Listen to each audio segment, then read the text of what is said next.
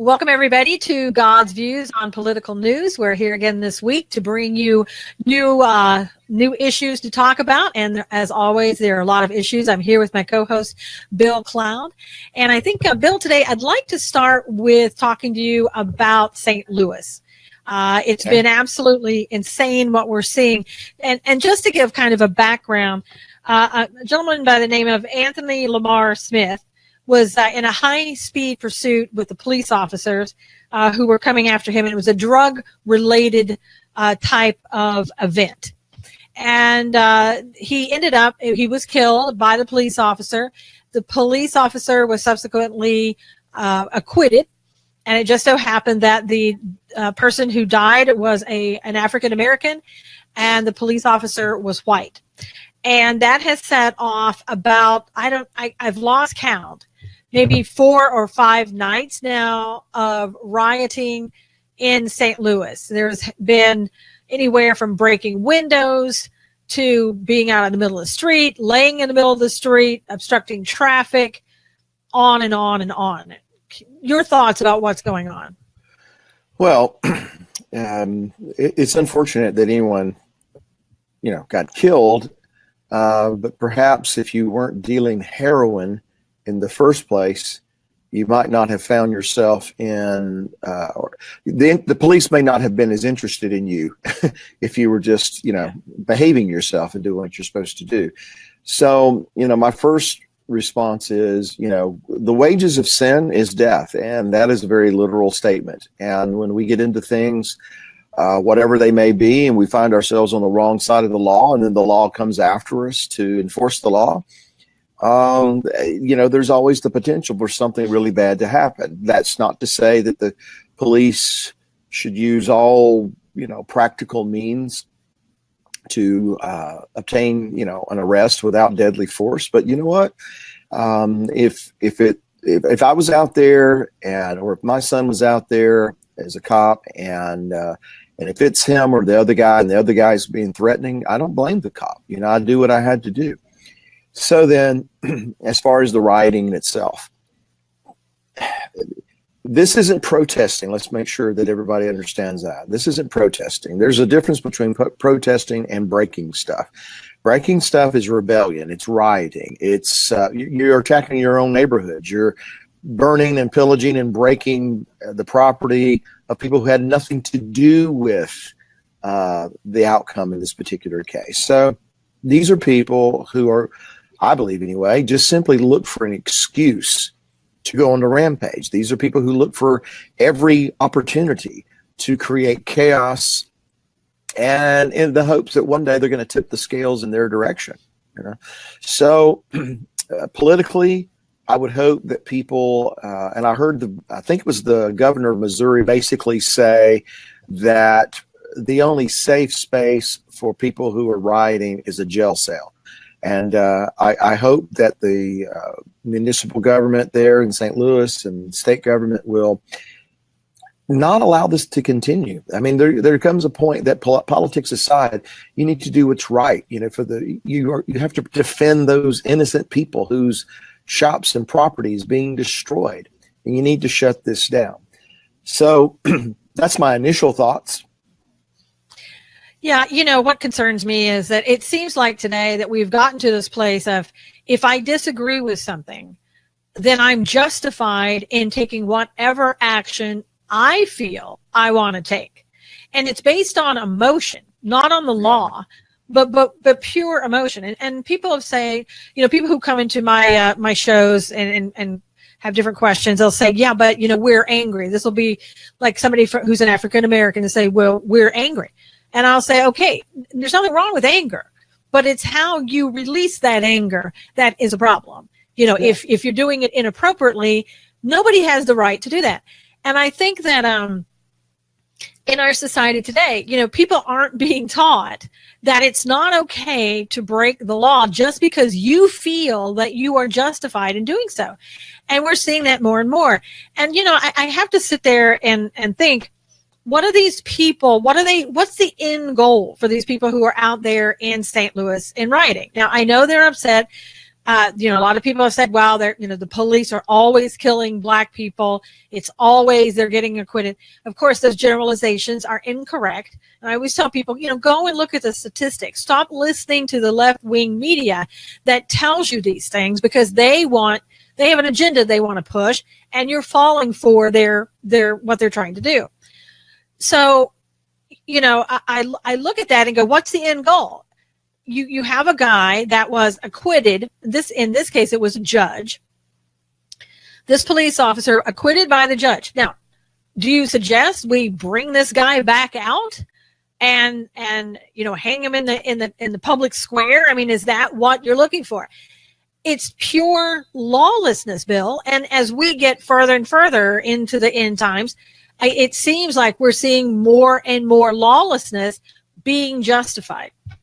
Well, first of all, that should not be surprising if you're looking at things from a biblical point of view, because the one that the Bible calls Antichrist is also called the son of perdition. He's also the lawless one.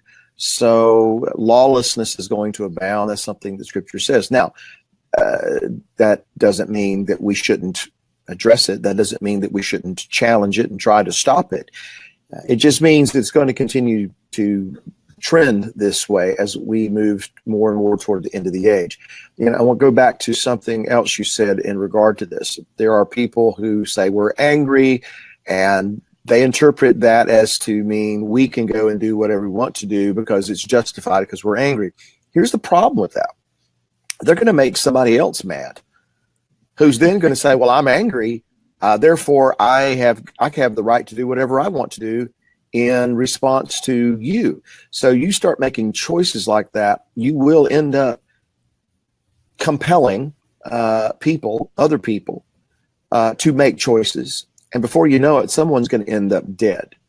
I would also say that the hypocrisy of this is, to me, just appalling, because just over the weekend, how many black kids or black folks were shot and killed in Chicago at the hands of other blacks? Not a peep. So if you're going to get upset because people are killing black folks, and that's not right, okay? If it's unjustified, if it's unlawful, that's self-defense. It doesn't matter if it's white or black or what. It's a human being. But if you're going to protest, and I say that tongue in cheek, because you're upset that this one black person, a heroin dealer, got killed, why aren't you in Chicago breaking stuff? Yeah, and why aren't you standing outside of abortion clinics complaining about the number of black babies that are killed, which is probably disproportionate to other races? I mean, if you're really concerned about life, then be consistent across the board. Right. And I just don't think that people are. They find something and they make it what they want to. Again, they look at this and they don't look at it as, well, this was a heroin dealer, perhaps. They look at it as this is a reason now that I can go and be mad because a white person killed a black person. That's all they see. Well, that's what I said. These are people. Well, let me rephrase this. I'm sure that there are people who, looking at the particulars of this situation, maybe they are protesting. Maybe there are some who are legitimately protesting. All right, but they're getting lost in all of the other stuff that's going on by people who use situations like this to simply go out and create chaos and break stuff and steal stuff. Let's not forget that. They're taking stuff that doesn't belong to them. They're just using it as an excuse, and they're using this person who was killed. They're just using them as an excuse. They don't care anything about that person. They don't really care anything about the guy. They're just using that as an excuse. So, in the possibility, maybe probability, that there are some people out that are legitimately protesting, not on a rampage, but protesting, that's fine. But these others, they're hoodlums, that's all they are. Well, and also, let's not forget that probably a lot of them are being paid, probably by George Soros and other groups like that, to come in there and do the destruction. Whereas some of the other people that are in St. Louis maybe just wanted to go out and actually have a protest and not riot. So, but it amazed me in some of the things that I heard. That there was one guy who was a periscoper, and he's pretty well respected in that community. He goes out a lot. He likes to film everything except the crime that's being committed. So he will film the police officers and what they're doing. But if somebody's breaking a window over here, he won't pan the camera around. So they love him, in St. Louis. Yeah. And Wow. so he got arrested along with the other 120 other people.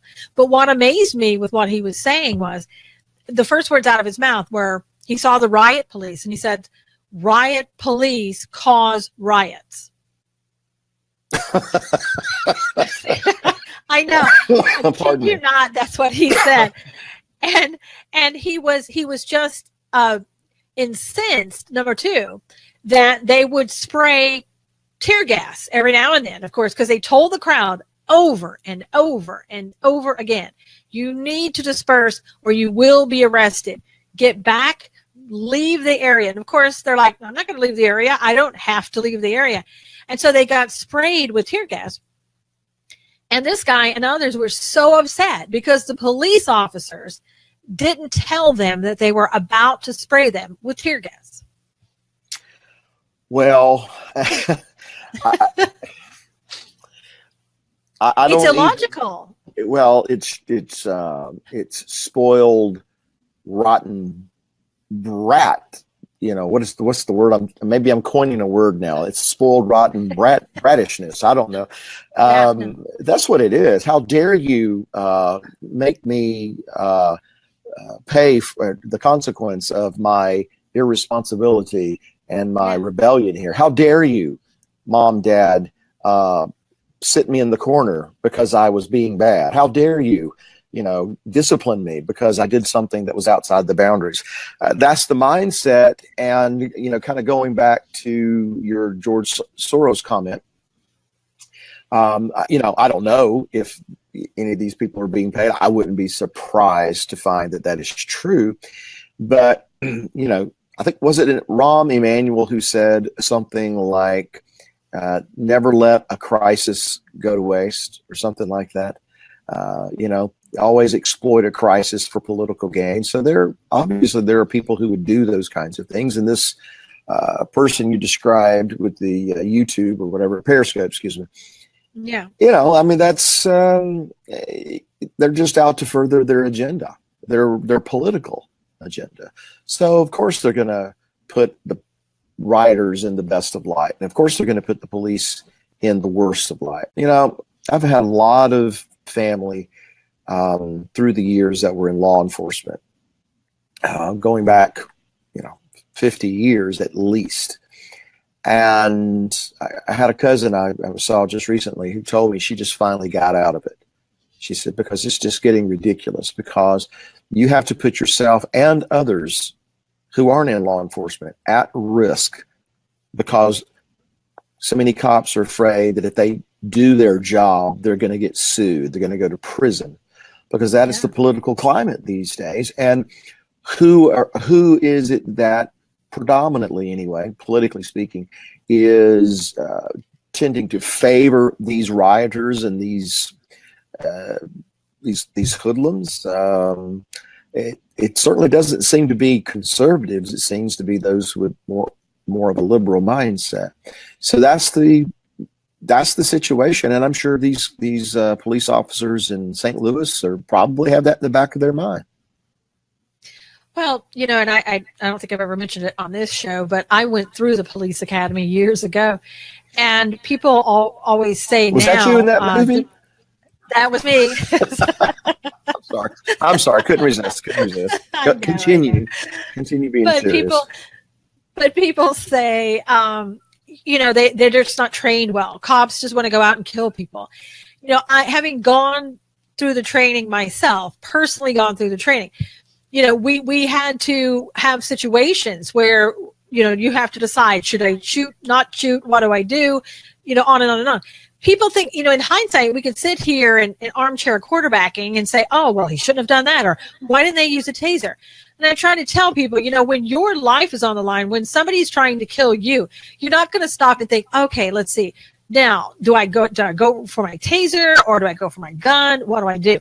When somebody's coming at me and they have a weapon that can kill me, I'm going to go with the weapon that can kill them back, the one that can get them first. Well, sure. I mean, all these police officers are human beings first. Right. Just because they wear a badge and a uniform doesn't mean that they don't fear for their own safety, and they don't, react as a human would react. I mean, that's why the intense training, to kind of become, to discipline themselves. But that's still, you can't throw out that these people are human beings.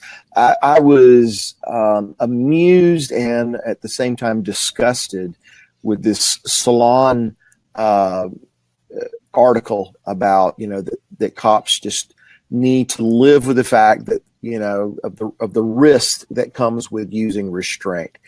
And I wish if I could wiggle my nose like Samantha Bewitched, yeah. or I would love to put the writer of that article in a police uniform and have them go out in this kind of a situation and see what they would do. So let's bring some biblical principle in here.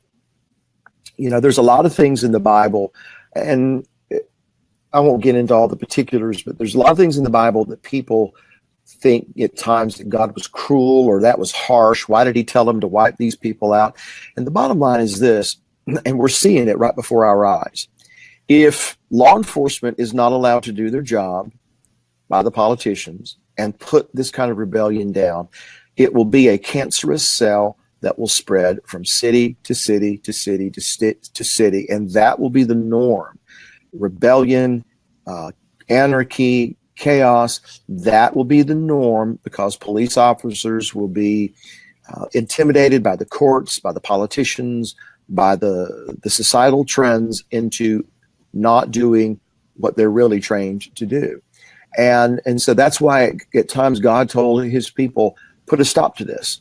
Put the rebellious son outside of the camp. Get rid of it, because cancer spreads. So unless somebody with some common sense and a little bit of a backbone steps up here and does something, this is our future. And it really is. And I think that it's kind of, like you said a while ago, if when you're breaking the law, you're interfering with somebody else's rights. Right. And you're going to make them angry. Well, that's why we have laws, because if you don't have laws, it's going to just be chaos that you can't control. And we need to, we've had a number of years with lawlessness. We have to bring this back around to lawfulness. Now, one of the things that the police officers did in St. Louis that people didn't like, and I'll just tell you that, after they had arrested all those people, the cops were chanting in the street, whose streets, you know how people there are saying, whose streets, our streets, they answer back when they're doing this. So the cops were chanting, whose streets, our streets, and so they didn't like that. The people around, here's one example. In a statement by the Sergeant Heather King, president of the Ethical Order of Police, a group founded by African-American officers, said that chant goes against the very code of ethics we swore to abide by. Whether we agree with demonstrations, protests, or acts of violence, it is our job to do our job free of personal bias. I didn't find a personal bias there towards anyone other than they're saying, we have to take control of these streets. They're not saying you can't have them, or this person. It's just saying there are streets and we're taking control of them. Okay, all right. So the carnal side, the mischievous side, the guy that that would like to say things that I probably shouldn't say. That guy, he kind of likes that they did that. Yeah. The trying to be professional, adult, and rising above the fray, so to speak, they probably shouldn't have, but you know what? I'm not a cop. I'm not under all the stress that they are day in, day out. I putting myself in their place, if that's the worst they do, I know. Come on, with all that they have to live with, apples and oranges here, but I had a relative that was in World War II, fought in the Pacific, came back, really heavily dependent on alcohol. And, a lot of the family looked down on him because he was really struggling with alcohol. And, but to me, it was like, well, that's not good. That's not the kind of behavior that one wants to engage in. But I didn't see what he saw. I didn't have to go through what he went through. So I don't know what's going on inside there. So anyway, just to say that, these police officers, the men and the women who every day get up, not certain they'll come home, and their families having to deal with that. You know what? If they let something out and they let a little tension off, I'll forgive them. Well, and I always tell people, before you criticize a police officer, go out in your neighborhood and go to a police station and ask them, can you be a ride along? Because I think once you do that, once you get in that car and you see what they have to see and how every second that they're in that car, their lives really are in danger, then I think that you'll look at them a little differently than you do. I'm not saying cops are perfect. Neither is anybody else in their profession, So, but I'm saying it will give people a better understanding of why they do what they do and how they do it, and why when they tell you to do something, you need to do that, because it's to keep you safe and it's to keep them safe. And we may not always agree, but the time to argue is not out in the middle of the street or breaking windows. The time to argue is later on when you go and you say before a board and say this police officer did something wrong. That's when you do it. But another thing that I noticed about St. Louis that kind of, I don't know, is disappointing to see and kind of alarming all at the same time. It kind of tells us where we are in society. The next day after the rioting, businesses literally had their windows boarded up, and they had people sitting outside on the sidewalk at the tables as if this were just another day. And they were actually eating, having lunch outside these restaurants with boarded up windows, as if it's becoming very normalized, that this is commonplace now. Whereas in the past, people would never have gone to a restaurant with boarded up windows. They would have just gone, oh my gosh, this was horrible. Now it's like, oh, okay, what are we going to have for lunch? Well, that's kind of what I was alluding to a bit ago when I said, if law enforcement does not feel they can do their job, if they're hamstrung, if they're politically or if they feel that the politics of the day is going to put them in prison if they do their job, the kind of rioting that we see going on in St. Louis and now in Atlanta on the campus of Georgia Tech, that is going to become commonplace. It's going to be in a different kind of way. It's going to be just like it was pre and post 9/11. We go to the airport now, we put up with the TSA and all of the rigmarole that goes with just getting on an airplane because of 9/11, and it's just become how we do things, and we accept it now. Well, if this isn't stopped, what you just described, that will be the norm, and we'll just kind of adapt and we'll go with it. And like the proverbial toad in the pot, we're getting cooked and we just don't even know. Yeah. And we don't even know it.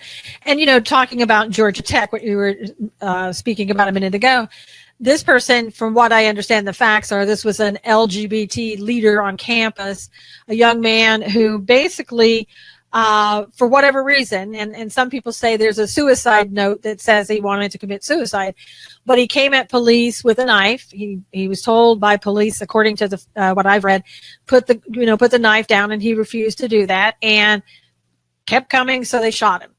And again, it looks like a suicide by cop. I don't know until charges are brought against the police, and so far nothing has been. But there were protests and riots, really, because they burned police cars, because this person sort of wanted to get himself killed. I'm going to have to choose my words carefully here. I don't live too terribly far from Atlanta. And I can tell you that Atlanta is one of those places that I avoid at all costs, just because there's already an underlying tension, in that area. And so, for something like this to come along and riots break out, I can't tell you I'm really surprised. Now, again, what we see is people using something as an excuse to be lawless. They're going to protest or riot because someone was holding a knife and will not respond to police officers' command to put the knife down and are approaching the police officer. And they're surprised that they used force. I mean, come on, what's the remedy here? Don't have a knife and come at police officers, unless it is, as you said, suicide by police. And then if that's what that is, what does that say to the heart of this person? That he knows what he's about to do is going to shed negative light on police officers, but yet his last act in life is to do something like that. So now we're not just talking about spoiled, rotten brats. We're talking about people who, if this is the case, who have a diabolical mind and a very dark heart, that they would do something like that. Now it's a shame that this person felt like they needed to commit suicide. Again, if that's what's going on. If that's the case. Mm-hmm. Yeah. If that's what's going on. But still, why bring anybody else down with you?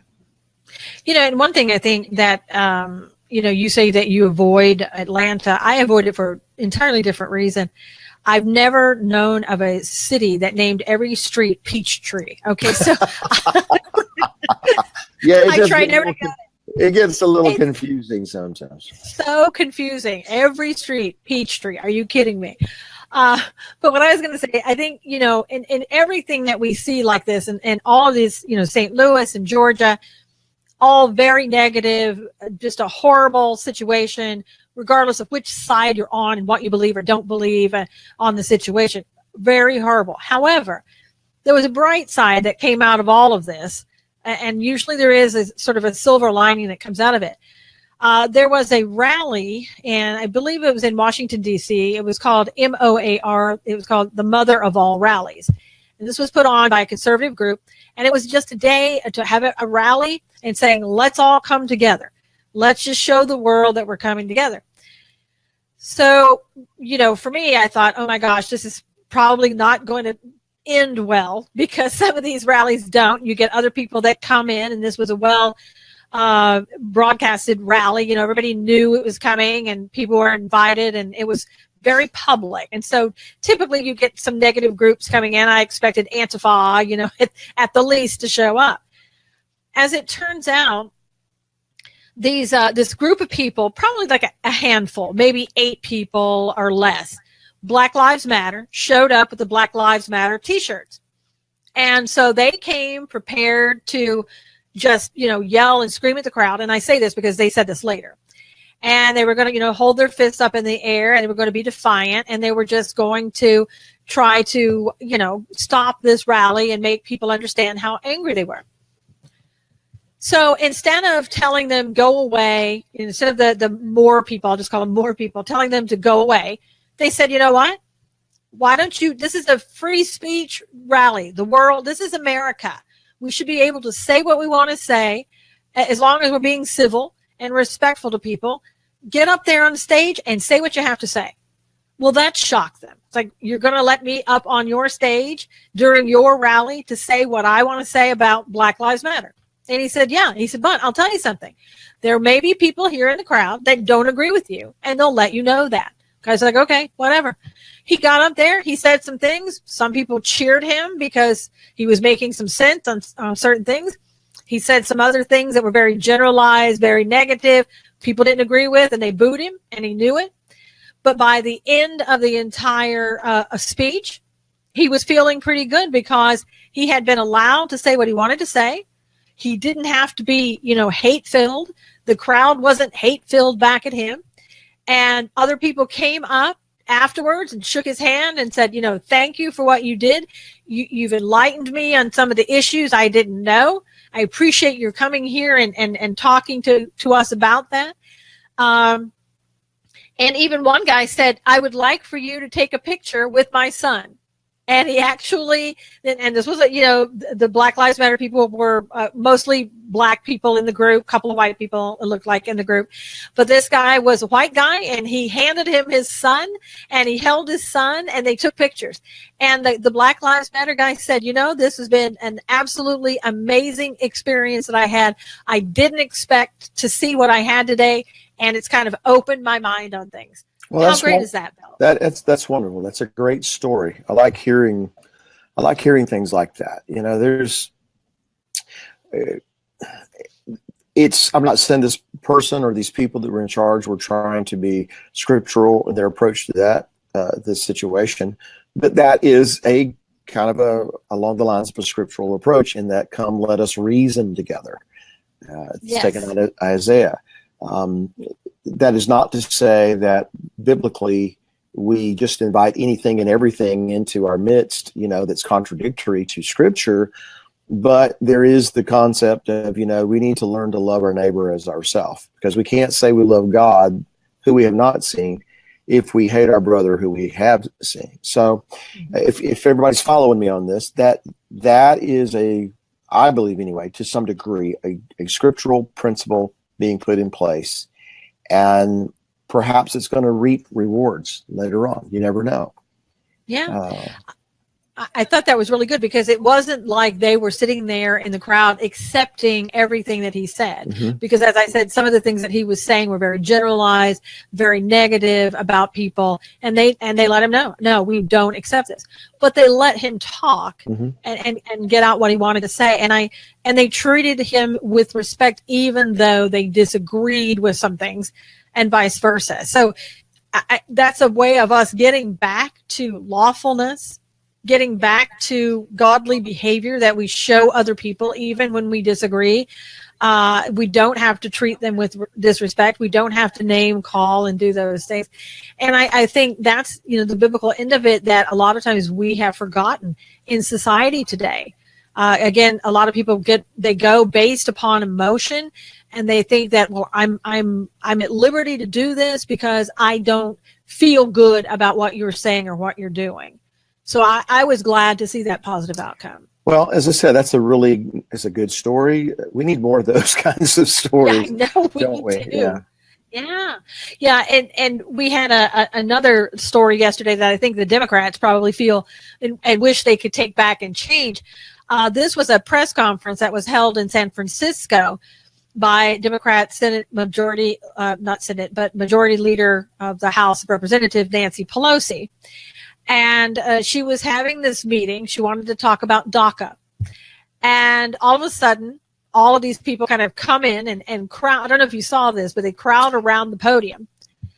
And Nancy Pelosi, at one point, she's actually, you can see her hand shaking. She's like, oh my gosh, these are people that are supposed to be on my side. What happened here? And I think it was a big shock to her yesterday that not everybody that she thinks she's trying to help is appreciative or loves her back. What were your thoughts? Can I just be bluntly honest? Yes. It couldn't have happened to a nicer person, as far as I'm concerned. I'm gonna have to go back to something I just said. One of the commands is to love your neighbor as yourself, and so I'm going to be respectful. But I don't particularly care for Pelosi's politics and tactics and mindset. She's one of two ladies that I don't even like to mention their name in a political conversation because I have such strong feelings. So all that is to say that I wasn't real sympathetic to her plight when she found herself surrounded by that. But now, to get serious, if she didn't know it before, now she knows that there is an extreme element out there that is not going to be satisfied with a moderate approach to anything. Not that Pelosi has been moderate, but they're not going to be satisfied with any kind of a moderate, centered approach. They want all or nothing. I think that's what they told her. We want all or we want nothing. I would like to oblige the nothing part personally, but So we'll see what Pelosi does with that and what other Democrats do. But, there was a story. Well, it's not really a story. There is actually, it's a prophecy. It's in the book of Revelation. And it's about a woman who is described as being a harlot who rides a beast. Now, and I'm not saying that Pelosi is a harlot. I'm not saying that. But my point is this. In the prophecy, the harlot rides this beast. She consorts with the kings of the earth. And then it says that those same kings of the earth come and burn her with fire. They destroy her. They use her for what they can get out of her, but then in the end, they turn on her. And so here's what I have long thought, and yet in this press conference that you're referring to kind of brought that back, that these radicals in Congress and in the Senate think that they have the favor, the support of these radicals out in society. And I guarantee you that we'll see more of what we saw there at that press conference, that these radicals will use these politicians to get what they can. But when these politicians stop short of what they want, they'll turn on them and they'll devour them. So that was my impression of the situation. I want to go back and make sure everybody understands I'm not saying that Nancy Pelosi is the scarlet-clothed woman in the book of Revelation. I am not saying that. I'm just saying hopefully that the principle. nobody thought that. Yes. Okay, well, hopefully no one thought that, but the principle is the same here. Yeah. We'll see what happens. Well, and it was interesting because these people, when Nancy, at the beginning, she really didn't know what was happening, and she was trying to get them to be quiet. And she said to them, "Beautiful, what you're saying is beautiful to our ears, to hear your protection, your self-dignity." And they basically just at that moment just shut her down, and I could see Nancy sort of struggling, and at one point was acting like they were the children that they want you to think that they are. These dreamers are not children anymore; they're 25 and up. But she was saying, just stop it, just stop it, just stop it. And when they wouldn't, she looked at the people in the back and said, they don't want to hear this. They don't want to hear about DACA. Yeah, Nancy, they don't want to hear about DACA. And I think a little tiny light bulb came on. I don't know how long it stayed on with her to realize that these people that you think that for a lot of them that they've had snowed over and fooled, they're not fooled. And they are turning on the politicians. Now, how long have we seen the politicians say, the Democrats say, well, the Republicans, they won't do anything with us. And so, and people like John McCain, just reach across the aisle. So the Democrats have been wanting the Republicans to reach across the aisle and talk to them and work together. And now you can see that when this occurs with DACA, when the president invited Schumer and Pelosi to his house and they had dinner with Mitch McConnell, now that their base, and let's not kid ourselves. These people are their base. They're not legally able to vote, but we know most likely some of these people are voting. But their base is turning on them. And this is very interesting what one of them said. They read a statement. It says, "We remember all too well how for 8 years the Democrats laid siege to our communities, raiding and deporting nearly 3 million people of our family members and loved ones. Where was your resistance then? Ms. Pelosi, did you think we would forget? We send a clear message to our fellow undocumented youth and community. We are the resistance to Trump, not the Democrats." So they feel that they have been absolutely deceived, let down, and by the Democrats, and they're not going to forgive that. And they're saying to them, we're not even giving you any thought. We don't care about what you say anymore. You're unimportant to us. What we want all or nothing. We want 800,000 people to have citizenship, and we want all those illegals that are here, about 11 million people. We want them to have citizenship too, and we're not going to stop until we get it. Well, at least those people are upfront and honest about what they want. Yeah. I can at least respect that. I don't agree with them. I don't. Right. Respect their position. It's lawless in and of itself, Mm-hmm.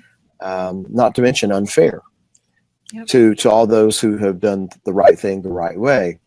But, the Democrats, and time will tell, I guess, but the Democrats, or some of the Democrats anyway, may be about to reap the whirlwind. I mean, you think about it in these terms. There are a lot of people on the right who have come to, well, I'll back up. I'll speak for myself. Most of the Republican Party, not all, but most of the Republican Party in Congress are detestable to me. And it's not as a human being, but as a politician, as a representative. And here's why. Because they say one thing and they do another. They tell you they're going to do this and then they do something else. And they don't have the, in my view, courage to do what is right and just to keep their word. And so I have less respect for those kinds of Republicans than I do many of the Democrats, because at least the Nancy Pelosi's and the Chuck Schumers and those kinds of people, although I completely disagree with their politics, tell you what they're going to do, tell you what they want, tell you what they're about, So they're upfront about their position. So here's what I'm getting at. Interesting that how a lot of people like myself feel about or toward the Republican Party as far as the betrayal aspect of things. And I think it's fair to say that many people are feeling betrayed by their congressmen and their senators and others in political office on the conservative side. So it's interesting. This is a new dynamic here, as far as I'm concerned, to think that there are many on the far left who feel betrayed by the Democratic Party. It's kind of an interesting situation, if you follow what I'm saying here. Yeah, well, it is. And the thing of it is, too, is that I think the Democrats are starting to reap what they sow. Maybe that's a way to put it in biblical terms. They're reaping what they sow. Because, again, with DACA, this was an issue that should have been handled by Congress years ago. And in 2012, as we talked about a couple shows before, how President Obama, signed this executive order in 2012, which was unconstitutional because no president has the authority to sign an order to make law, for one, or to make law concerning immigration. It just should have been null and voided at that time, and they didn't do it. So because they didn't do what Congress didn't do what they were supposed to do in 2012, they have a whole lot of people that are angry with them and are saying, too little, too late. And we're going to take up this cause and we don't want you. So not only are they going to find that working with the Republicans isn't going to resolve anything, but it's going to make their base even more angry by the fact that they're doing that because they feel betrayed by them. Well, like I said, it's an interesting thing I haven't really considered before, that there are people on the far left who feel about the leftists in the Democratic Party the same way that people on the far right, feel about many in the Republican Party. They feel betrayed.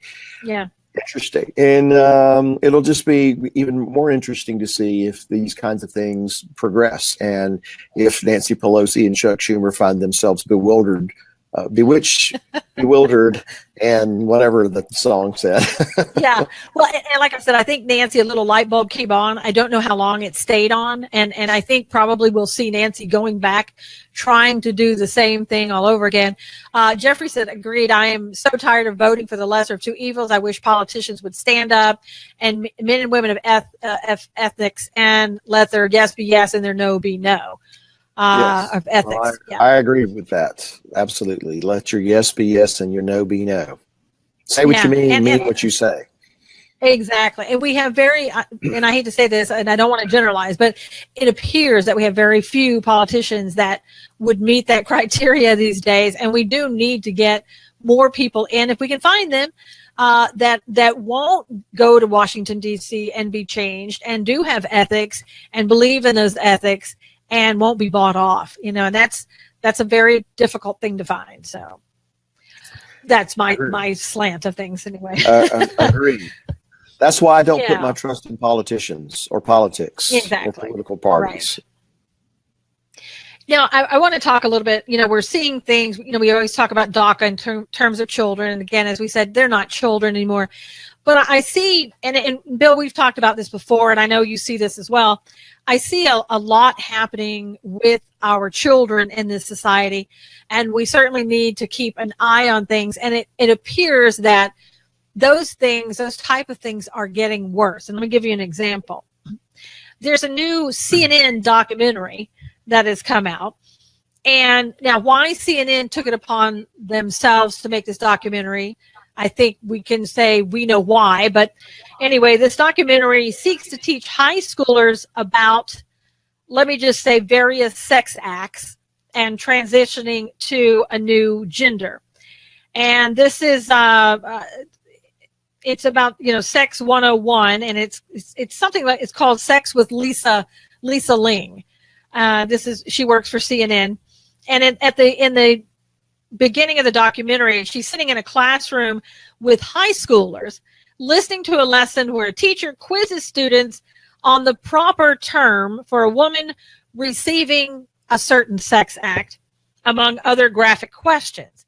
And other topics taught in the classroom include how to use condoms for a particular type of sex act, sex between same-sex couples, and after which the CNN host characterizes teaching this as inclusive. And and they go on to teach about transitioning genders, and they, on and on and on. Why is this in a school? Why is this being taught? Why is CNN teaching this? What do we do about this type of thing? Okay, so now let me make sure I understand what you're saying. CNN is doing a documentary about schools who are teaching this? No, this is a documentary that they're using in school to teach children this. Okay, so they're using the documentary that CNN produced in the schools to teach children these things. Yes, yes. Well, until you brought this up, I had not heard about this. So here's what comes to mind. Beyond just being sick, and this is why my kids don't go to public school. All due respect to public school teachers, I know there's a lot of great and wonderful men and women in public schools trying to make a difference. My hats are off to them. But my kids don't go to public school just for this kind of reason. I'm not going to allow my children to be indoctrinated because they're precious. They're the most precious thing on this earth that a mom and dad can have or family can have. So here's what comes to my mind. There is some passages of scripture where the Messiah was very clear when it comes to what you do to little ones. And, if you offend this little one, it would be better for you to tie a millstone around your neck and be cast into the sea, because their angels are always before the Father.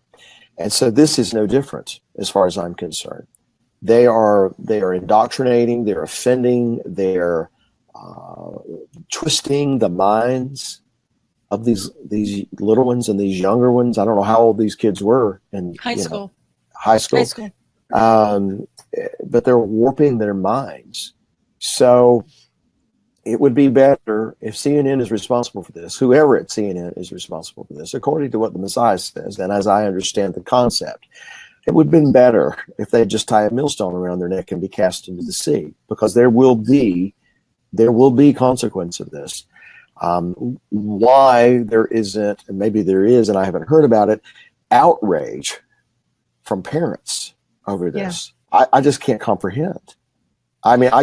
Regardless if they're in high school, they're kids. Right. They're not 18. They're not adults in an adult age. Yeah. And we used to call this pornography. Right. We used to call this slut, or excuse me, smut. Pardon me, smut. This is what we used to call it, seedy. And now, unbelievable. Now it's a part of education. You know what I mean? It's like, again, it's a part of that normalizing things, saying, oh, we're just educating a child on this. We're not saying they should do it, or we're not promoting it, but this is just education. I don't know about you, and again, we came in a different era. I know, I understand, I didn't know about these things, about these particular type of sex acts, nor at my age as a high schooler or below, do I feel I should have known about that. I mean, why do I need to know about that? And I know times are different and people are more progressed, but. Well, truth is still truth and morality is still morality, regardless of the age. It's not relative. So look, and I'm not going to get too far into this direction, but young men, 15, 16, 17, they don't need a lot of encouragement in this regard, and they certainly don't need to get the wrong kind of information. So it makes me wonder, and I'm not going to get into the female perspective of these things, seeing I'm not one, but where are the dads of these young men? I mean, why aren't they involved in you're not going to fill my kid's head with all this garbage, number one. And number two, I'm going to be the one to have this conversation with him. I'm going to be the one to discuss these things with him. I realize that's for any father, that's not something you just relish the thought of doing. I remember when I talked to my oldest son, Brandon, this was many years ago, of course, he ran out of the room with his fingers in his ears going, la, la, la, la, la, la, la, la, la, la, la, la. Stop. Right. Stop. No. All right.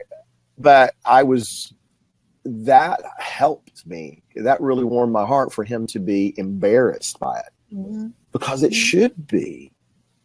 Yeah. It should be, because these are the things that when it's normal, when it's the way God intended, within the parameters of husband and wife, it's a private thing. It's not something to be discussed with everybody, and particularly in a co-ed type situation. Where was this school? I'm just curious. I'm not sure. I didn't pick up the name of the school. I probably didn't want to know. I'm sure it's probably like New York or something like that, more a progressive type place. I was reading here where Beth said indoctrination into perversion on our tax dollars. Agreed. Parents and grandparents ought to be screaming, yet seem to be asleep instead. And Bill, one of the things that you said, I think, and looking at this with the females, we have gotten away, and feminism, I think, has caused a lot of this. We've gotten away from the point where, in biblical terms, men are supposed to be the ones that protect women. But in doing this type of thing, where is the protection of women? Where is the respect towards women? And it wouldn't surprise me if this was a co-ed class that was being taught.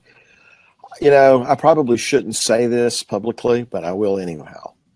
If I thought for a second that my teenage daughter was being taught this stuff, number one, and number two, with a bunch of boys around, somebody at that school would tote a butt whooping. Yeah. I mean, that's what you're talking about, protecting. Men protecting their wives and their daughters, their children. And, there are things worth going to war over. And protecting someone that's going to be subjected to that kind of perversion and just whatever. I probably said too much, but that's how I feel about it. Just in case you were wondering. But just in case you didn't know. Just in case I was not real clear. Yeah, but it's so bad to see. And I've worked in high schools before, and I know the type of pressure that's put on girls in general to have sex with the boys in high school, because they feel like if they don't, then they'll lose the boy and as a friend, quote, as a friend, and a lot of girls give in to that, and seeing something like this where you have a class on this, in my mind, a girl who was thinking maybe I should hold off might think, well, I don't know, we're having a class about it, seems normal, seems like everybody's doing it, maybe I'll just go ahead and do it. To me, it sends the wrong message. I always think that none of these things like this should ever be taught in school. It should be up to the parents if they want to teach it. If they don't, then don't teach it, whatever, but not in school. It was never intended to be some kind of a public spectacle. Yeah. It is intimacy on whatever level, physical or otherwise. Intimacy is just that. It's intimate. It's intended to be intimate and special and private, and not just another day at school. Unbelievable. But Parents as should we've be talked up in about, arms. yeah, I know. But as we talked before, about we talk about communists and we talked about progressives. There's one and the same. They are not. They don't believe in the family. They're trying to destroy the family. They're trying to destroy the faith, and even the sanctity of marriage and everything else. That's what communists do. To me, this is one more progressive move in school, one more movement, which started back in the 1900s, early 1900s.